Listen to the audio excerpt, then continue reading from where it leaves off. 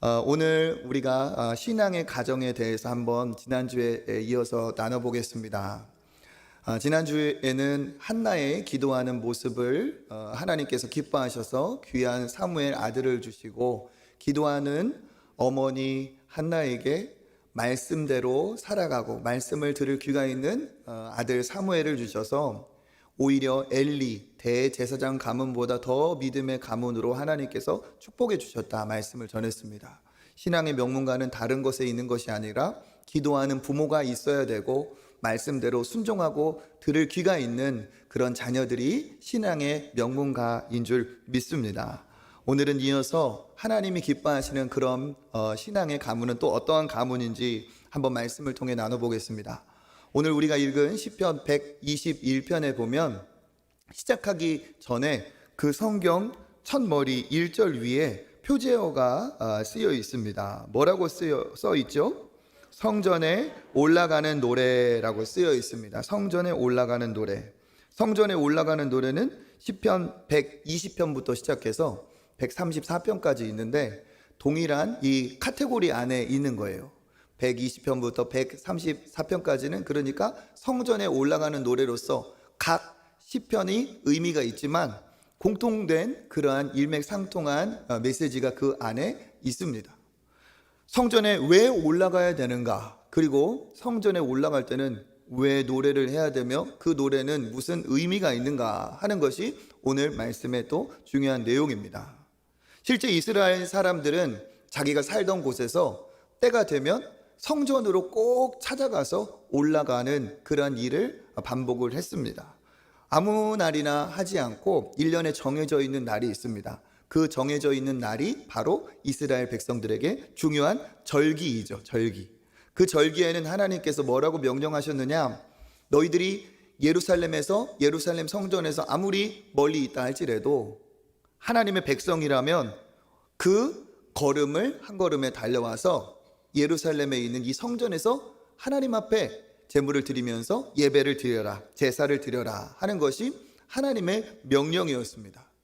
이거는 뭐 지켜도 되고 안 지켜도 되고 이런 게 아니라 이스라엘 백성이라면 반드시 지켜야 될 의무였기 때문에 이것을 지키는 사람들이 바로 이스라엘 백성들이었고, 안식일과 더불어서 이스라엘 백성의 정체성과 같은 일이었습니다. 그러니까 이스라엘 백성은 성전에 올라가는 사람들이고 하나님이 명하신 그날은 반드시 그것을 지켰죠. 일주일 중에 7일 중에 하루를 정해서 하나님이 안식하면서 그곳에서 하나님을 기억하라고 하였던 안식일도 있지만, 하나님께서는 이제 어떻게 하셨느냐? 절기 1년에 3번, 그래서 3대 절기라고 합니다. 무교절, 칠칠절, 초막절, 이 3번의 절기에는 어디에 있든지 간에 그냥 거기에서 안식일을 보내지 말고 성전으로 오라고, 성전으로 올라오라고 했습니다. 실제로 예루살렘은 산으로 이렇게 높은 지역에 있었기 때문에 예루살렘으로 올라가야 되죠. 그러니까 자기 거주지에서 일단은 떠나야 되고, 이때 하나님께서는 어떻게 하셨느냐? 성전에 올라올 때 그냥 오지 말고 이러한 노래를 부르면서 오거라 하면서 하나님께서 이 시편에 말씀을 주셨습니다.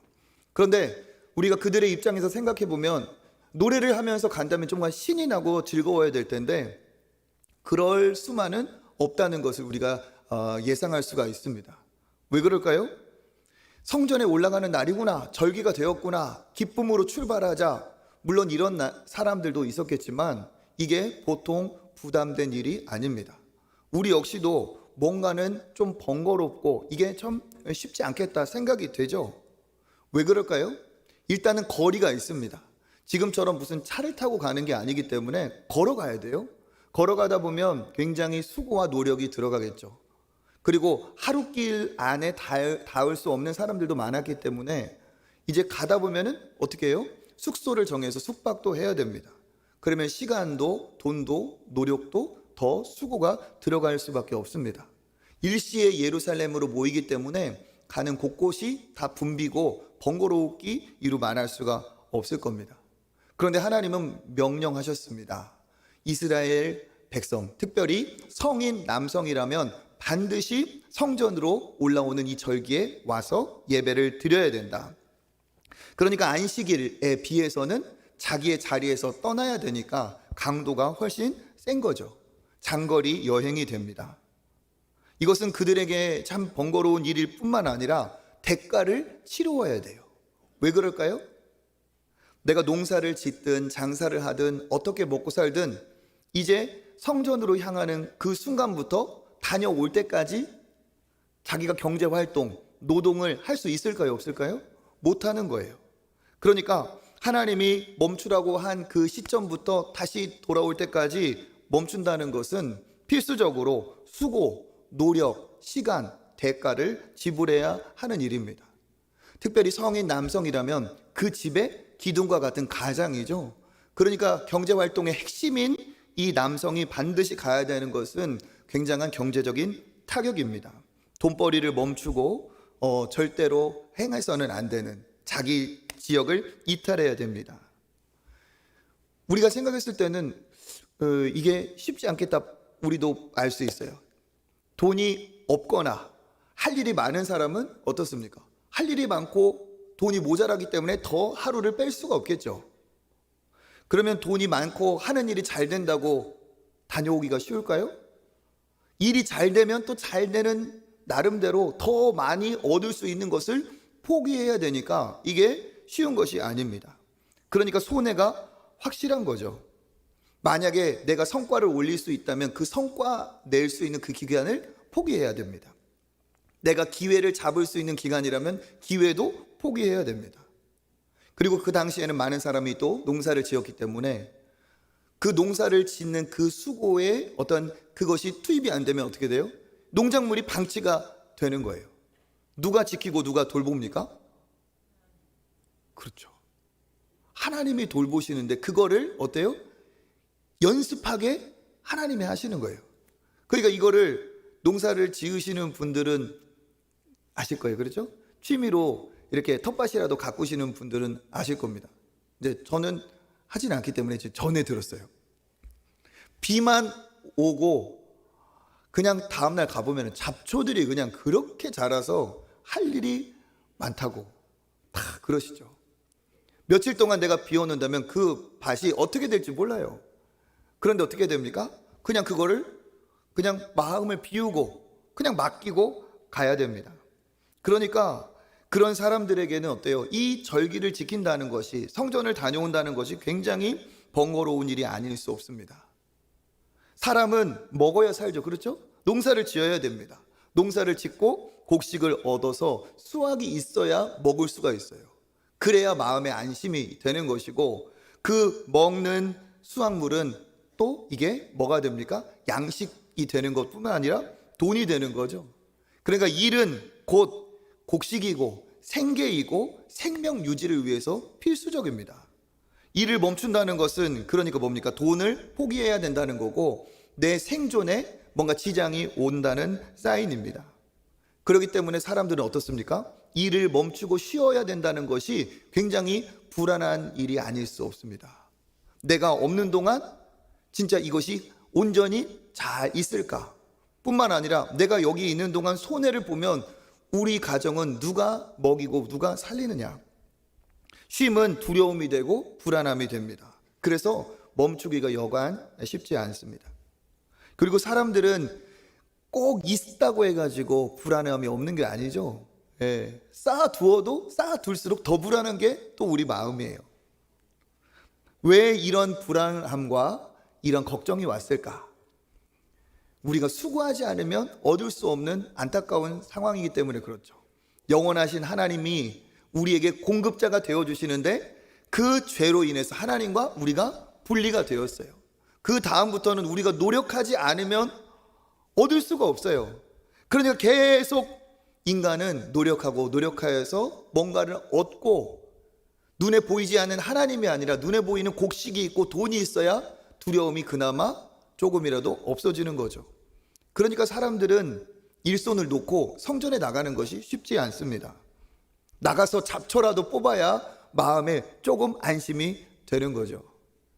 뿐만 아니라 많으면, 곡식이 넘치면, 그러면 그 사람이 두려움이 사라지니까 편하게 주의 성전으로 갈 수 있을까?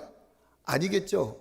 많으면 많을수록 더 많이 갖고 싶은 것이 사람의 마음입니다. 이만큼 있으면 만족할 줄 알았는데 더 갖고 싶다. 저 사람보다 더 많이 얻고 싶다. 더 많이 쌓아두고 싶다 하면서 어떻게 됩니까? 조금 더 하면서 나를 떠나지 못하게 하고 집착하게 하고 그것은 나에게 탐욕이 됩니다.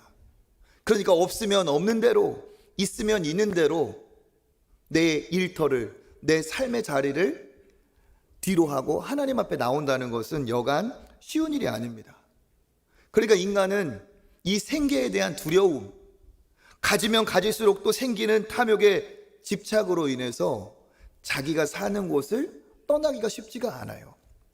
마치 부모를 잃은 고아와도 같습니다. 믿을 건 나밖에 없어. 믿을 건 나밖에 없고 믿을 건 돈밖에 없어. 나를 책임져 주는 것은 돈이야. 하나님이 전능하게 보이기보다는 돈이 더 전능해 보이죠. 그러니까 이스라엘 백성들은 하나님의 백성이라고 하지만 성전을 찾지 않게 되면 어떤 일이 벌어질까요? 하나님을 생각하기보다는 무엇을 생각해요? 생계를 생각하고 돈을 생각하고 더 많이 얻는 것을 추구할 수밖에 없습니다. 말씀을 묵상해야 되는데 항상 돈을 묵상하고 돈 돌아버리죠. 세상이 유한하다는 것을 알지만 집착하다 보면 마치 이것이 영원한 것인 것처럼 오해하고 자기도 모르게 속아 넘어갈 수가 있습니다. 그리고 나 역시도 이 땅에서 유한한 존재로 나그네의 인생을 살고 있다는 것을 착각하고 여기에서 모든 것을 다 얻고 모든 것을 거는 것이 내 생명의, 내 존재의 목표인 것처럼 그렇게 잘못 생각할 수가 있습니다. 그렇게 되면 어떻게 될까요? 거룩한 하나님의 백성으로서의 구별된 삶을 살 수가 없고 불신자와 이방인들과 별반 다를 바 없는 그런 사람이 되죠. 먹고 사는 게 목적이 되고 같은 목적으로 그런 같은 방법으로 살아가게 됩니다. 이스라엘 백성으로 하나님의 백성이라는 껍데기는 있을지 모르겠지만 이미 그 마음 안에는 하나님이 주인이 아니라 내 자신이 주인이 되고 내 물질이 주인이 되어버릴 수 있습니다. 언제 하나님의 임재를 경험했는지 그것은 상관도 없고 오로지 하나님을 찾는다면 내가 원하는 것을 위한 수단 정도로밖에 여기지 않죠. 그러면서 어떻게 하느냐? 자기는 여전히 신앙인이라고 하나님의 백성이라고 오해하고 착각할 수 있습니다. 자기도 속고 남도 속일 수 있습니다. 그렇기 때문에 하나님은 어떻게 하셨느냐? 하나님이 이러한 것을 기뻐하실 리가 없죠. 하나님이 방치하시지 않습니다. 그렇게 되는 것을 하나님이 원하지 않으십니다. 사람들이 일에 중독되고 돈독이 오르고 자기가 주인이 되고 탐욕에 중독되지 않도록 하나님께서 방법을, 하나님께서 규칙을 만드셨어요. 무엇이냐? 멈추게 하시는 거예요. 멈추게. 네가 그렇게 너 자신을 위해서 걱정, 근심하며 두려움에 혹은 탐욕을 위해서 너의 그 탐욕을 채우기 위해서 그렇게 쉬지 못하는 삶을 어떻게 해라? 멈춰라. 그게 일주일에 하루 안식일이고 진짜 하나님이 마음 먹고 그들의 삶의 터전에서 나오게끔 하시는 것이 뭐예요? 성전에 오르게 하신 절기라는 겁니다. 그러니까 어떻게 해요? 그 중독되어가는 이 땅의 현실 속에 하나님께서 멈추게 하심으로 우리가 정신을 차리게 하는 거죠. 중독이 된 사람을 억지로 멈추게 하면 어떤 일이 벌어집니까? 금단 현상이 일어나요. 금단 현상이 오면 어떻게 되죠? 불만이 생기고 분노가 생기고 불안하고 그런 것에 반항을 합니다. 그렇지만 그러한 악한 것에 중독이 된 사람은 그러하니까 그냥 그래 당신은 이렇게 사십시오 하고 그냥 둬도 될까요? 아니죠.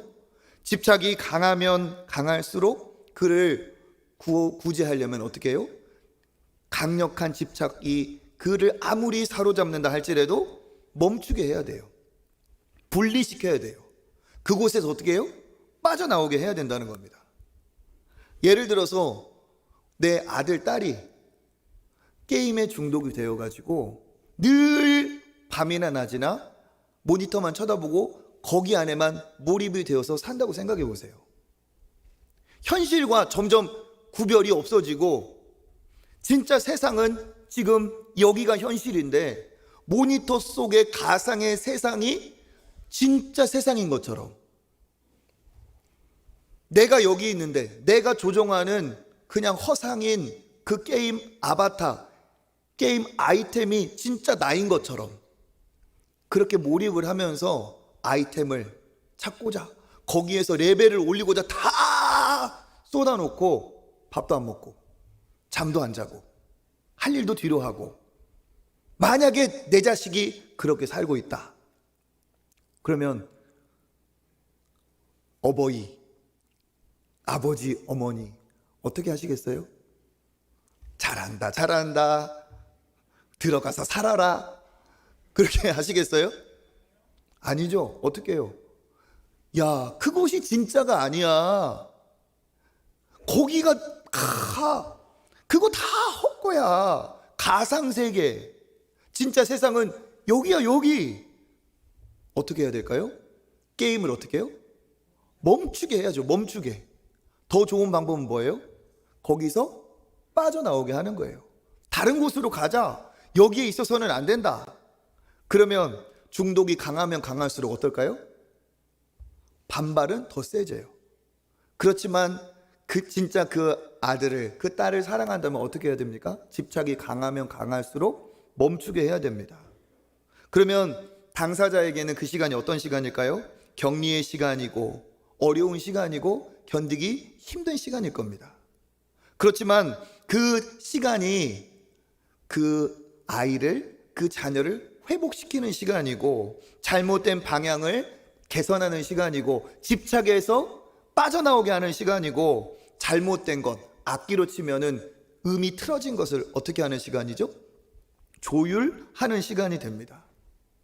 하나님이 우리를 알고 계시는 거예요. 그냥 두었다가는 하나님이 주신 것을 누리는 수준을 넘어서서 하나님을 찾지 않고 그냥 여기가 좋사오니 하면서 이것을 목표로 유한한 것에 자기 영원한 모든 것을 걸어버리는 안타까운 실수를 하게 될 것을 하나님은 아셨어요. 우리가 보이는 것에 약하기 때문에 보이지 않는 영원한 삶을 추구하는 것에 연약하다는 걸 알고 계셨어요. 우리는 어떤 존재입니까? 요한일서 2장 16절 읽어보겠습니다. 이는 세상에 있는 모든 것이 육신의 정욕과 안목의 정욕과 이생의 자랑이니 다 아버지께로부터 온 것이 아니요 세상으로부터 온 것이라. 아멘. 세상에 있는 것은 육신의 정욕과 안목의 정욕과 이생의 자랑이라고 했어요. 그런데 이것이 뭡니까? 하나님으로부터 온 게 아니라 이 땅에 잠시 우리가 누리고 사용하는 것이라는 거죠. 그런데 우리의 연약함이 뭡니까? 이것이 우리의 삶의 목적이 되면 안 되는데 육신의 정욕, 안목의 정욕, 이생의 자랑, 쉽게 말하면 보이는 자랑거리, 보이는 그러한 집착할 만한 그러한 스펙들, 내 자신을 드러내고 자랑할 만한 그런 돋보이는 것들을 우리가 자칫 목적으로 삼아가지고 거기에 모든 것을 걸고 우리가 영원히 하나님 앞에 붙들어야 될 것을 놓치고 살 수밖에 없다는 사실입니다. 그렇게 되면 어떻게 됩니까? 나의 존재가 이 땅에 그냥 살다가 죽으면 끝나는 존재처럼 착각하게 되어 있어요. 내가 나그네고 하나님 앞에 서야 된다는 것을 망각할 수 있습니다. 하나님이 왜 나를 만드시고 나를 택하시고 구원하셨는지 내 본분과 사명을 망각하고 심지어는 누구까지 잊고 살 법합니까? 하나님까지 잊고 살 수가 있기 때문에. 그렇게 육신으로 살다가 그냥 떠나면 어떻게 되는 거예요? 불행한 인생이죠. 그렇게 살다가 하나님 만나게 되면 멸망입니다. 그래서 하나님은 어떻게 하셨어요? 우리에게 보호장치를 만드셨어요. 어떻게? 일주일에 하루는 쉬어라. 그리고 1년에 적어도 3번은 그냥 그 자리에서 쉬지 말고 완전히 하나님의 성전으로 와서 너희 이스라엘 백성이라면 모두가 하나님 앞에 함께 제사드리며 함께 예배드리며 너희들이 어떠한 존재인지 하나님은 어떤 분이신지를 어떻게 해라? 다시 기억하고 체험하라는 거죠. 세상의 주관자 대신, 진짜 주권자 대신 하나님 앞에 나아갈 때 내가 누군지를 제대로 알 수 있게 되는 것입니다. 그래서 하나님은 어떻게 하셨어요? 1년에 3번은 아예 성전에 올라오게 하셨어요. 내가 누구인지를 거기서 깨닫게 됩니다. 내가 누군지 어디에서 제대로 알까요? 학교에서도, 직장에서도 내가 누군지 아마 아는 사람이 많을 거예요. 그렇지만 직장, 세상에서는 학교 가면 몇 등급, 직장에서는 연봉 몇만 원, 이런 식으로 다 나를 보겠지만 거기에서 있는 것은 뭐예요? 비교와 평가밖에 없죠. 그런데 진짜 나를 존재 가치를 제대로 아는 분은 누구예요? 우리 부모님. 부모님 앞에 나아가면 내가 모르는 나를 알고 계시고 내 존재를 사랑하시는 분이 부모님이에요. 마찬가지로 이스라엘 백성이라면 어디에 나아갈 때 내가 진짜 어떤 존재인지를 아느냐? 하나님 앞에 나아가면 하나님이 창조주라는 사실만 아는 게 아니라 창조주이신 그분이 나를 만드셨고 나를 사랑하시고 나를 지금까지 지켜주셨고 나를 여기까지 이끄셨다는 것을 알게 되는 거죠. 그 안에서 무엇을 합니까? 하나님만 깨닫는 게 아니라 나를 만드신 그 하나님 앞에서 비로소 내가 누구인지를 알게 되는 거예요. 아, 이 땅에 살다가 그냥 가는 존재가 아니라 영원하신 하나님 앞에 점점 나아가는, 하나님 앞에 살아가는 존재가 바로 나구나. 먹고 살기 위해서 곡식을 많이 얻어서 생계를 유지하고 창고를 가득가득 메우는 것이 내 인생의 목표가 아니라 그것을 통하여서 하나님의 사명을 감당하도록 하나님께서 나를 부르셨구나, 나를 살리셨구나 하면서 어떻게 해요? 아, 사람이 떡으로만 사는 것이 아니고 하나님의 말씀으로 사는 것이구나. 신명기 우리 8장 3절 한번 읽어볼까요? 사람이 떡으로만 사는 것이 아니요 여호와의 입에서 나오는 모든 말씀으로 사는 줄을 내가 알게 하려 하심이니라. 아멘. 하나님의 뜻은 뭡니까? 왜 나오라고 하셨어요?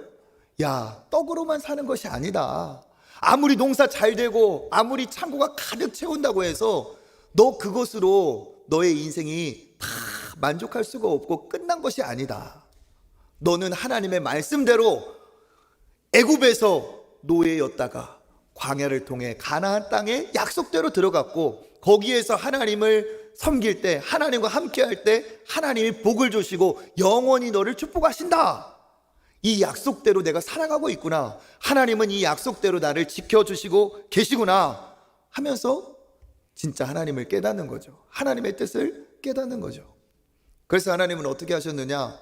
365일 우리가 다 살고 누리도록 하셨지만 일주일에 하루는 멈추고 하나님을 기억하라 했고 그 중에 특별한 날은 성전에 나와서 하나님 앞에 나와 예배, 제사를 드리게 했습니다. 예덴 동산의 선악과도 사실 같은 맥락이에요. 모든 것을 하나님이 주셨지만 그 하나를 손대지 못하게 함으로써 어떻게 합니까? 살아계신 하나님을 기억하고 내가 누구인지를 발견하게 하죠. 왜 하나님께서 우리가 물질의 11조를 드리라 하셨습니까? 공급자가 누구인지 모든 것을 공급하신 하나님을 깨닫고 그 중에 하나를 하나님 앞에 드림으로써 하나님이 우리의 공급자가 되시고 앞으로 하나님께서 우리를 채워주실 것을 믿고 하나님 앞에 나아가게 하는 그 하나가 11조라고 했습니다. 마찬가지로 365일 중에 하나님 앞에 나아가는 이 성전에 올라가는 날은 주인이 하나님임을 기억하게 하는 내 삶이 과속하여 사고나지 않게 나를 붙드는 제동장치가 된다는 사실입니다. 생계의 두려움에서 진짜 내 공급자가 누구인지를 다시 재조정하게 하는, 그리고 내가 내 자신도 감당 못할 탐욕의 종이 되지 않도록 하나님께서 그 탐욕을 이겨낼 수 있는 자유와 평안을 주시는 것이 성전에 오를 때 일어나는 거죠. 그래서 하나님은 어떻게 하셨느냐? 우리가 계속 땅에서 땅만 쳐다보고 살지 않게 하셨어요. 성전으로 올라오라고 하셨어요. 그냥 올라오는 게 아니라 어떻게? 노래를 부르면서 올라오라고 하셨어요. 그러니까 그 성전에 올라가는 노래의 가사말은 사람들의 질문에 대한 해답이 그 안에 들어있어요. 왜 성전으로 올라가야 되지? 왜 안식일을 지켜야 되지? 너무 번거롭다. 며칠 동안 집을 왜 비우고 며칠 동안 내 생업을 왜 뒤로 해야 되지? 이러한 질문을 갖고 있는 자들에게 그 순례의 길에서 이 노래를 부르면서 맞다, 하나님, 맞다, 공급하시는 그 주님, 그 은혜로 내가 살고 있지. 이것을 어떻게 다시 한번 깨닫게 하시고 그것을 하나님 앞에 고백하게 하시는 것이 하나님의 뜻입니다. 그래서 이 성전에 올라가는 노래라는 이 노래라는 단어는 악기 연주가 아닌 목소리의 노래예요. 그러니까 실제로 노래하며 하나님 앞에 나오라고 하나님이 하신 거예요. 우리 1절에 우리 상반절 한번 읽어볼까요? 내가 산을 향하여 눈을 들리라. 아멘. 왜 첫 소절이 이렇게 들어갈까요? 왜 산을 향하여 눈을 들리라? 왜 그랬을까요? 왜? 땅만 보면서 살기 쉬우니까. 땅만 보면서 땅에 내 시선이 고정될 수 있으니까. 가나안 땅에 살던 그 사람들처럼 하나님을 보는 게 아니라 땅만 쳐다보고. 우리도 그러잖아요. 이 스마트폰만 막 이렇게 막 보고 있으면은 어머니들 뭐라고 말씀하십니까? 보다가 속에 들어가 버려라. 그러세요? 어떻게 해요? 그만 좀 봐라. 야, 목 아프겠다. 고개 좀 들어라 하잖아요. 그런 것처럼 우리가 하나님 아닌 땅만 쳐다보고 계속 사니까 인생이 그렇게 땅만 쳐다보다 끝나게 생겼으니까 하나님이 뭐라고 말씀하시는 거냐? 노래를 하는 거예요. 내가 산을 향하여 눈을 들리라. 그 노래를 하면서 어떻게 하는 거죠? 눈을 들라고 하는 거예요. 어떤 애가 지나가다가 어느 날 운이 좋아가지고 1,000원짜리 하나를 땅에서 주웠어. 꽁돈이 생겼네. 그러다가 그 아이는 늙어 죽을 때까지 땅만 쳐다보고 다니다가 그렇게 세상을 떠났다. 얼마나 슬퍼요. 그렇죠? 그냥 있을 수도 있고 없을 수도 있는데 그거 가지고 땅만 쳐다보고 사면 정말 불행한 인생이죠. 그러니까 하나님이 뭐라고 말씀하십니까? 땅만 보지 말고 산을 봐라. 더 좋은 것이 있다. 산을 보면 또 뭐도 보여요? 하늘도 보여요. 그러니까 하나님은 뭐라고 하시느냐? 너의 관심사를 유한한 것에 다 묶어두지 말고 영원한 것, 더 좋은 것, 진짜의 것을 보라고 하십니다. 우리식으로 말하면 뭘까요? 야, 요즘이 딱 등산 가기 최고인데. 야, 요즘이 딱 손맛을 보고 입질하기 딱 좋은데. 그죠? 야, 요즘이 진짜 캠핑하기 딱 좋은데. 야, 요즘이 진짜 골프의 맛을 들인 분들 그잖아요. 필드에 나가기 딱 좋은 이럴 때 나가야 되는데 어찌하여 저를 하면서 어떻게 해요? 내가 성전에 올라가듯이 내가 주일 교회에 나와야 되냐, 이렇게 생각할 수 있잖아요. 꼭 예배 드려야 되냐, 꼭 말씀대로 살아야 되나, 꼭 헌금하고 헌신하고 봉사해야 되나. 여기가 너무 중요한데, 여기가 정말 진짜인 것 같은데, 이렇게 땅만 쳐다보는 우리의 연약함 속에 하나님은 뭐라고 말씀하시느냐? 땅이 전부가 아니다. 산을 향하여 눈을 들어봐라. 더 넓은 세상을 봐라. 이 땅이 전부가 아니다. 더 크게 살아라. 더 넓게 살아라. 더 멋지게 살아라 하는 뜻이 그 안에 있는 것이죠. 어떻게? 너희를 위해서 땅을 보며 살지 말고 고개를 들어서 하늘을 보며 살아라. 하나님을 보면서 살아라 말씀하십니다. 땅에 아무리 모아놓고 쌓아두어도 그것은 절대로 네 것이 되지 못한다. 예수님도 말씀하셨어요. 마태복음 6장 19절 읽어보겠습니다. 너희를 위하여 보물을 땅에 쌓아두지 말라. 거기는 좀과 동록이 해하며 도둑이 구멍을 뚫고 도둑질하느니라. 아멘. 너희를 위해서 보물을 땅에 쌓아두지 말라. 땅에만 쌓아두지 말라는 거예요. 왜? 누구를 위해서? 너희를 위해서. 우리 자신을 위해서 그렇게 하면 안 된다는 거예요. 왜 그렇습니까? 아무리 많이 땅에 쌓아둔다 할지라도 도둑이 다 어떻게 해요? 싹 가져간대요. 이게 뭡니까? 땅에 쌓아둔 것은 절대로 온전히 내 것이 되지 못한다는 거예요. 도둑이 있습니다. 실제 도둑도 있지만 모든 인간에게 존재적으로 다가오고 있는 도둑이 있어요. 절대로 막을 수 없는 도둑, 뭡니까? 사망의 도둑이에요. 사망의 도둑이 오면 100원짜리 하나도 내 것이 아닙니다. 다 놓고 가야 되는 거예요. 그러니까 이 땅에서만 모든 것을 걸고 이 땅에서만 쌓아두었다면 진짜 하나님을 만났을 때 열심히 살았지만 잘못 산 빈털터리가 되는 것이죠. 그래서 하나님은 뭐라고 말씀하시느냐? 땅만 보지 말고 산을 향하여 눈을 들어라. 그리고 한번 질문해 봐라. 그 하반절 뭐 어떻게 되어 있습니까? 나의 도움이 어디서 올까? 아멘. 질문해 보라는 거예요. 네가 누구의 도움으로 그렇게 살아가고 있는지, 그 땅은 누가 주셨는지, 그 풍성한 은혜는 누가 누리게 하셨는지, 그러면 우리가 고백할 수밖에 없어요. 2절 한번 볼까요? 시작. 나의 도움은 천지를 지으신 여호와에게서로다. 아멘. 나의 도움은 뭐예요? 천지를 지으신 여호와에게서로다. 사실 이거 모르는 거 아니에요. 이스라엘 백성은 다 알고 있습니다. 그런데 알지만 놓치고 살기 쉽습니다. 하나님이 주신 것이라고 알지만 내 것처럼 주인 노릇하기 쉽습니다. 하나님의 도움으로 사는 거지만 내 힘으로 사는 것처럼 착각할 수 있습니다.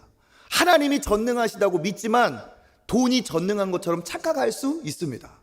그래서 하나님은 어떻게 하세요? 눈을 들어 산을 보고 너의 도움이 어디서 오는지 다시 한번 생각해 봐라. 그때 우리의 입에서 나오는 고백이 뭡니까? 나의 도움은 천지를 지으신 여호와에게서로다. 고백하게 하는 거야. 네 입으로 한번 시인해 보라는 거죠. 이렇습니다. 아이를 키우다 보면 아이들에게 과자 한 봉지 사줄 때가 있어요. 그렇죠?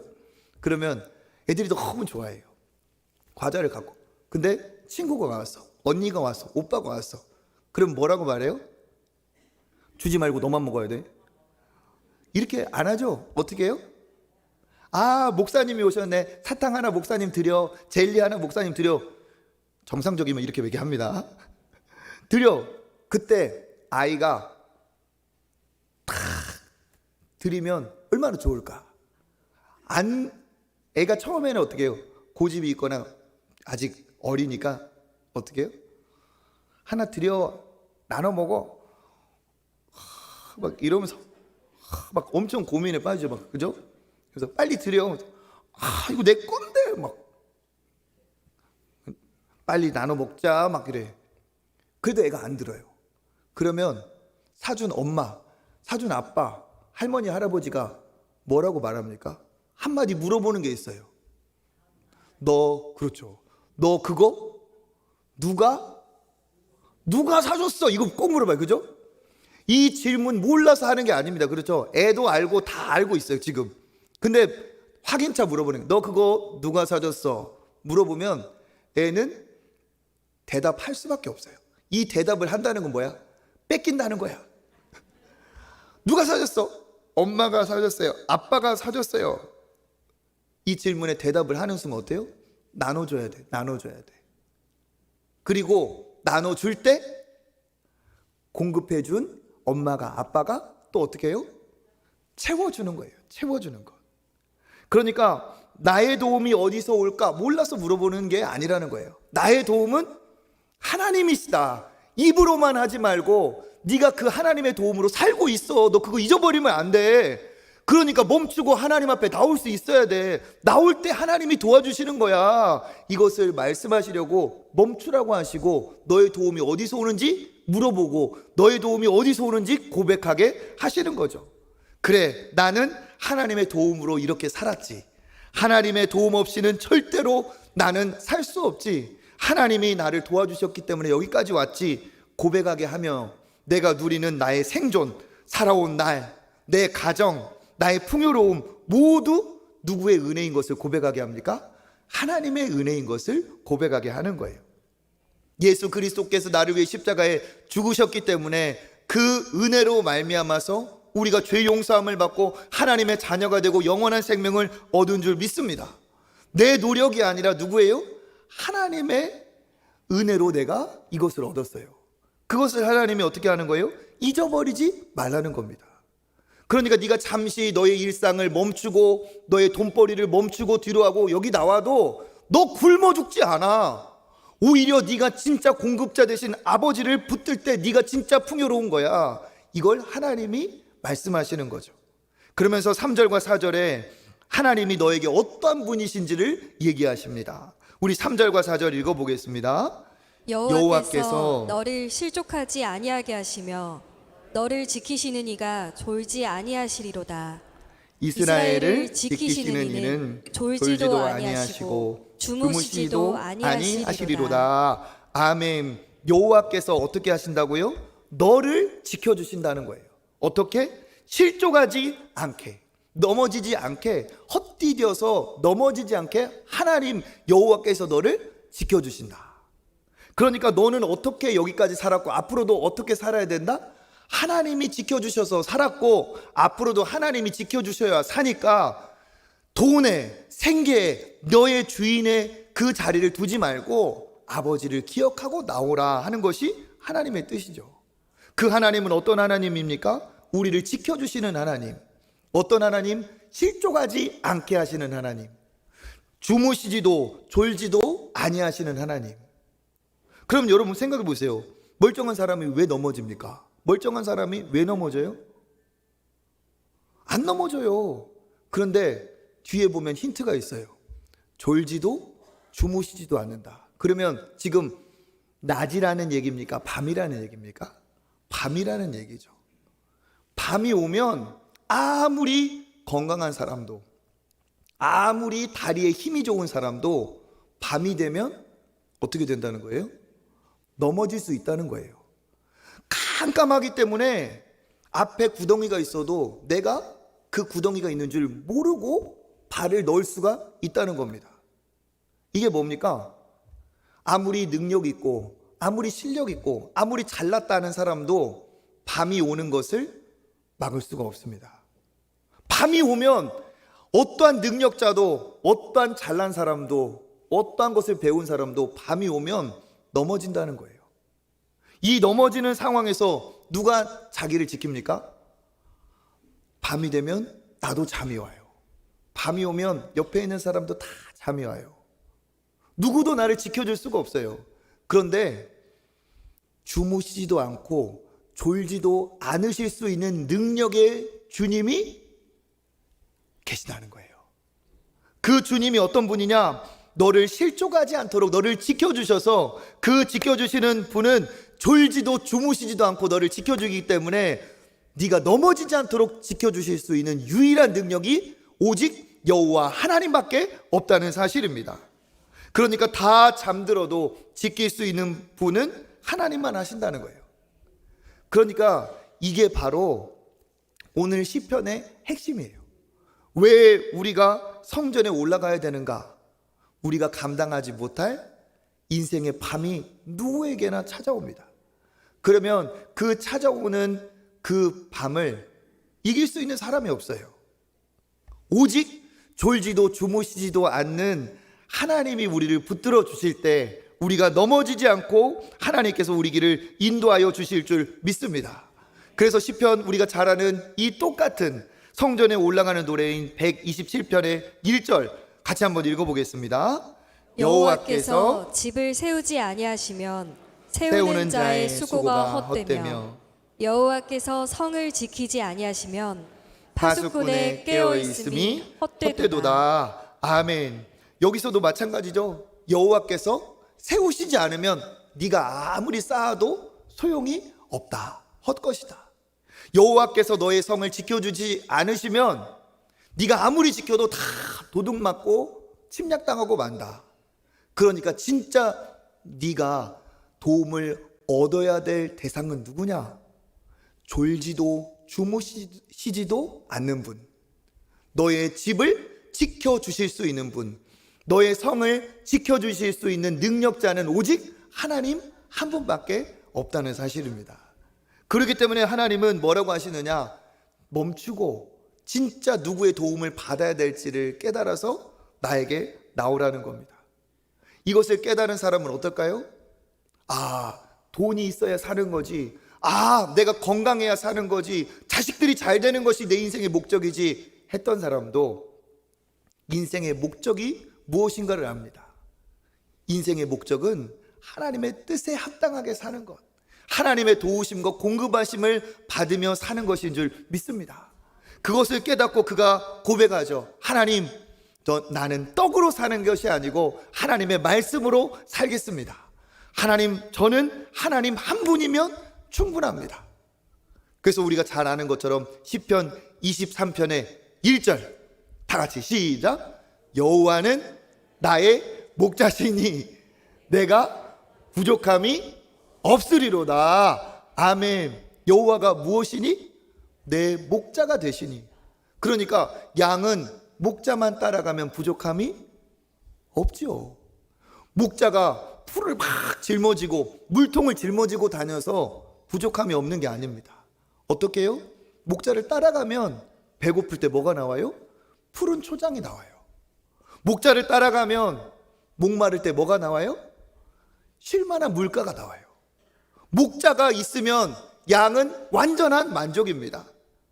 우리 역시도 돈으로 사는 것이 아니고 내 능력으로 사는 것이 아니고 하나님 아버지, 우리의 목자 되신 여호와를 따라가면 하나님께서 이와 같은 우리의 완전한 공급자가 되어주실 줄 믿습니다. 하나님을 따라갈 때만 우리가 온전히 불안과 걱정, 미래에 대한 두려움이 사라집니다. 하나님을 따라갈 때만 우리가 집착하는 탐욕과 욕심들이 사라집니다. 왜? 하나님이 주실 거기 때문에 나눌 수 있고 하나님이 도와주실 것이기 때문에 미래에 대한 걱정이 사라지는 거죠. 그래서 하나님은 어떻게 하셨느냐? 이렇게 노래하게 하셨어요. 1절부터 같이 한번 보겠습니다. 시작. 내가 산을 향하여 눈을 들리라. 나의 도움이 어디서 올까? 나의 도움은 천지를 지으신 여호와에게서로다. 여호와께서 너를 실족하지 아니하게 하시며 너를 지키시는 이가 졸지 아니하시리로다. 이스라엘을 지키시는 이는 졸지도 아니하시고 주무시지도 아니하시리로다. 여호와는 너를 지키시는 이시라. 여호와께서 내 오른쪽에 내 그늘이 되시나니 낮의 해가 너를 상하게 하지 아니하며 밤의 달도 너를 해치지 아니하리로다. 여호와께서 너를 지켜 모든 환난을 면하게 하시며 또 내 영혼을 지키시리로다. 여호와께서 너의 출입을 지금부터 영원히 지키시리로다. 아멘. 이걸 하나님께서 우리에게 노래하게 하신 거예요. 아, 하나님이 나를 지켜주시지. 밤이 와도 걱정이 없지. 내가 잠시 떠나도 그것이 축복이지. 이것이 하나님이 나를 도우시는 비결이지 하면서 어떻게 됩니까? 그는 평안함을 누릴 수가 있습니다. 여러분, 이스라엘 백성들은 성전에 나아갔어요. 그런데 이스라엘 백성만 성전으로 나아가는 것이 아니라 저와 여러분도 오늘 예배의 자리, 이 성전에 하나님께서 부르신 줄 믿습니다. 땅이 전부가 아님을 깨닫게 하시려고 하나님께서 성전으로, 예배의 자리로 불러주셨어요. 이게 축복인 거예요. 여기에 순종해서 하나님 앞에 나온 것이 이게 축복인 줄 믿습니다. 왜 이게 축복이냐? 언젠가 하나님 앞에 진짜 부름받아 설 때가 있어요. 그렇죠? 그러면 어떻게 됩니까? 가진 것 다 내려놓고 그날 그 시간에 하나님이 우리를 부르시면 바로 서야 돼요. 그게 언제일까요? 이 세상에서 마지막 날을 살고 하나님 앞에 심판대에 서는 날입니다. 그런데 저와 여러분처럼 하나님 앞에 예배의 자리, 하나님 앞에 나아가는 은혜의 자리를 자주 온 사람은 하나님을 만나도 두려움이 없어요. 하나님을 만나면 오히려 구원받은 자로서의 기쁨과 감사가 넘칠 거예요. 꿈에서만 생각하고 상상해보던 그 아름다운 천국의 하늘 보좌의 성전을 마주대하면 우리는 정말 기쁠 겁니다.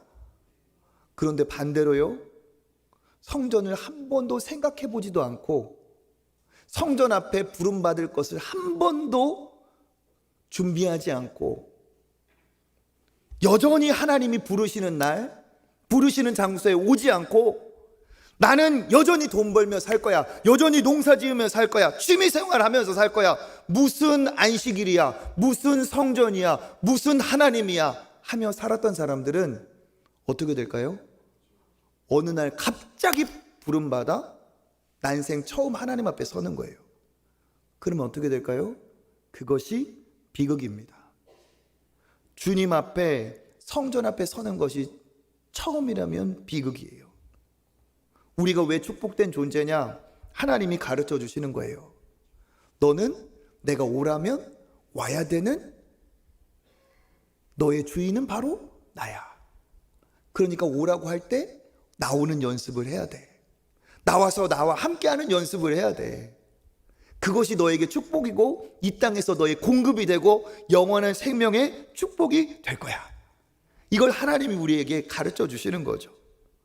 이 세상 모든 사람, 저와 여러분은 그래서 지금 성전에 올라가고 있어요. 부르시는 그날 다 놓고 가야 됩니다. 그래서 우리는 어떻습니까? 그날을 준비해야 돼요. 어느 날 갑자기 부름받는 그것이 아니라 준비된 부르심에 우리가 하나님 앞에 감사하며 주님을 성전에 노래하며 올라가듯이 그렇게 주님 앞에 나아갈 수 있어야 될 줄 믿습니다. 정하신 때에 일상을 멈추고 성전 앞에 나와야 하는 것처럼 우리가 그렇게 하나님 앞에 나아가는 인생이 되어야 돼요. 어떤 사람이 진짜 좋은 신앙인이고 어떠한 가정이 정말 좋은 믿음의 가정일까요? 올라가기는 올라가는데 성전으로 올라가는 것이 아니라 성공을 위해 올라가고 출세를 위해 올라가고 돈을 위해 올라가고 권세를 위해 올라간다고 해서 그게 복받은 인생이 아닙니다. 세상에 어떤 자리에 올라가도 성전에 올라가지 않은 사람은 다 멸망이에요.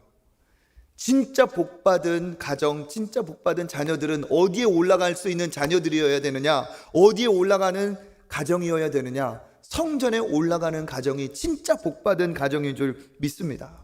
나만 올라갈 것이 아니라 부모로서 우리 자녀에게 우리가 줄 수 있는 유산은 돈도 권세도 그것도 주면 좋겠죠. 하지만 하나님 앞에 올라가는 것을 놓치고 다른 어떤 것을 준다고 해도 그건 실패가 됩니다. 신앙의 명문가는 세상에 높이 올라가는 가문이 아니라 하나님이 말씀하신 예배의 날, 우리 가정이 모이기로 한 가정의 예배의 장소, 내가 개인적으로 하나님 앞에 나아가는 그 경건의 장소에 일상을 멈추고 무슨 일이 있어도 그 자리를 떠나서 성전으로, 아버지께로, 예배의 자리로 나갈 수 있어야 그 사람이 진짜 믿음의 사람인 줄, 하나님이 기뻐하시는 가정인 줄 믿습니다. 언젠가 우리가 때가 됐을 때 우리가 진짜 하나님의 성전에 부름받으면 우리 자녀들이 다 기억할 겁니다. 우리가 어떻게 예배드리다가 하나님 앞에 부름받았는지. 우리 엄마는 돈만 노래하다가, 우리 아버지는 세상만 얘기하다가 그것만 노래하다 가셨어. 이게 아니라 우리 어머니를 생각할 때, 아버지를 생각할 때 우리 어머니는 찬양을 하셨고 우리 아버지는 예배를 사랑하셨고 나의 도움이 어디서 올까? 천지를 지으신 여호와에게서로다. 늘 이렇게 하나님을 찬양하다가 천국에 가셨구나. 그러한 은혜가 우리 자녀들에게 있어야 되겠죠.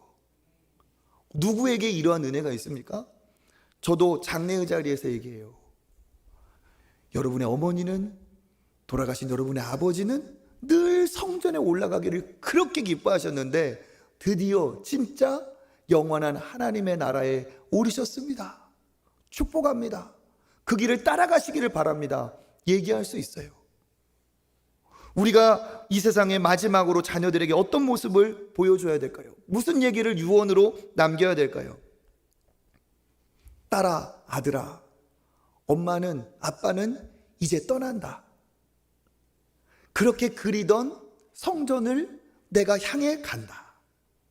내가 너희들을 지금까지 지켜줬지만 나도 너희들을 영원히 지켜줄 수가 없다. 너희를 영원히 지켜주실 수 있는 주무시지도 졸지도 않으시는 분은 하나님밖에 없다. 천지를 지으신 여호와의 도움을 받으며 살아라. 이것만이 진짜 우리가 할 수 있는 가장 큰 축복의 유언이자 고백인 줄 믿습니다. 가정의 달, 우리가 이 성전에 올라가는 노래를 보며 우리가 성전에 올라가는 연습 준비를 참 많이 했으면 좋겠어요. 하나님 앞에 나아가는 모습, 예배에 나오고 하나님 기도의 자리에 나오고 은혜의 자리에 나오고 혼자만 올 것이 아니라 자녀들에게 그런 모습을 보여주고. 세상은 어떻습니까? 점점 더 빨라지고 복잡해지고 우리를 잡아끄는 것이 너무 많아서 성전에 예배의 자리에 하나님 앞에 나아가기에 더 어려워지고 있어요. 예배에 나아갈 이유보다 예배에 안 갈 이유들이 훨씬 더 많습니다. 그런데도 불구하고 우리가 왜 나와야 될까요? 나의 도움이 어디서 올까?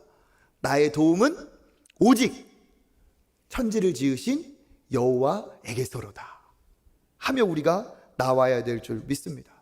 저와 여러분 부모 세대가 먼저 예배자가 되어서 하나님 앞에 예배를 물려주는 저와 여러분 되었으면 좋겠습니다.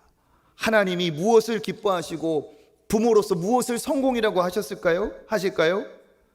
내 자녀의 입술에서 내 아버지는, 내 어머니는 예배를 사랑하셨다. 우리 어머니 아버지는 예배자였다. 우리 권사님들처럼 맨 앞자리에서 이렇게 예배를 사모하며 드리는 예배자였다. 나도 참 예배자가 되어야겠다.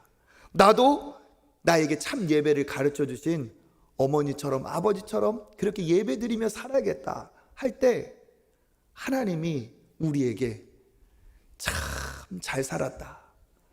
너희 아들, 딸 참 잘 가르쳤다. 그렇게 하여 주실 줄 믿습니다. 이러한 예배의 가정, 하나님의 성전에 나아가는 가정이 되셔서 믿음의 명문가를 이루시기를 주님의 이름으로 축복합니다.